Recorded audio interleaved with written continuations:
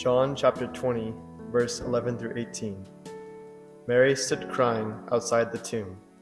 While she was still crying, she bent over and looked in the tomb and saw two angels, there dressed in white, sitting where the body of Jesus had been, one at the head and the other at the feet. "Woman, why are you crying?" they asked her.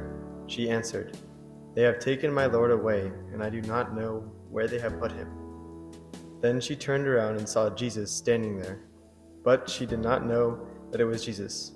"Woman, why are you crying?" Jesus asked her.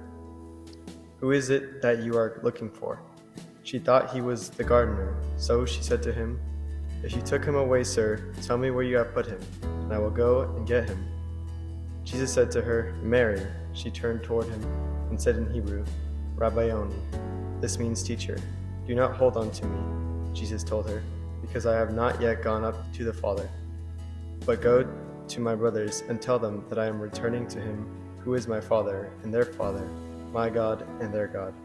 So Mary Magdalene went and told the disciples that she had seen the Lord and related to them what he had told her. Jesus knows us personally.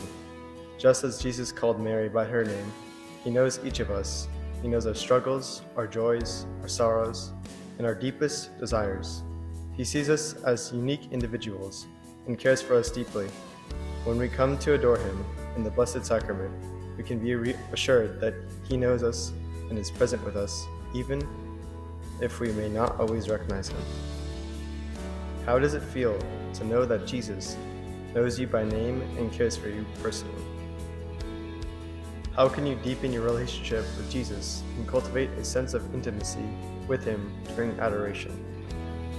How does knowing that Jesus knows you personally impact your understanding of your worth and identity? Jesus meets us in our grief. Mary Magdalene was grieving the loss of Jesus, and she was deeply saddened. Jesus, in his mercy, met her in her grief and consoled her. He comforted her with his presence and spoke words of assurance. In our moments of sorrow and pain, Jesus is there to comfort us as well. He is our source of solace and strength, and we can turn to him in our times of need during adoration. Have you ever experienced a moment when Jesus has comforted you in your sorrow or pain? If so, recall that moment and reflect. How did that impact you?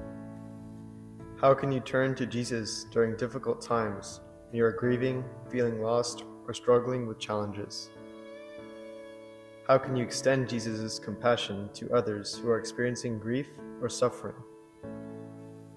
Jesus reveals himself to us. Mary did not recognize Jesus at first, but when he called her by her name, she suddenly realized it was him. Jesus reveals himself to us in various ways, sometimes unexpectedly. He may speak to us through Scripture, through the stillness of our hearts, or through the presence of the Eucharist in the Blessed Sacrament.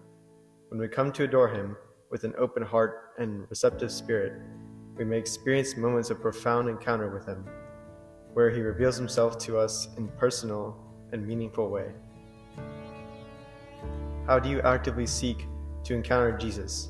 What practices or attitudes help you be more receptive to his presence? Can you recall a moment when Jesus has revealed himself to you in a meaningful way? How did that impact your faith and relationship with him? How can you be more attentive to recognizing Jesus in your everyday life, beyond the moments of adoration? Jesus sends us on a mission. After recognizing Jesus, Mary was instructed by him to go and tell the disciples that he had risen. Jesus entrusted her with a mission, and she became the first witness of the resurrection.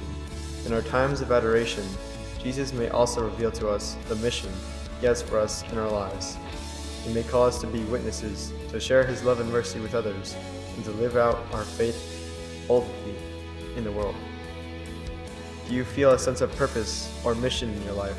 If so, how does your faith in Jesus play a role in shaping that purpose?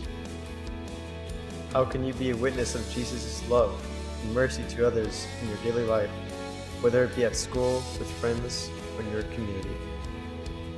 Are you willing to respond to Jesus' call to mission, even if it requires stepping out of your comfort zone or facing challenges?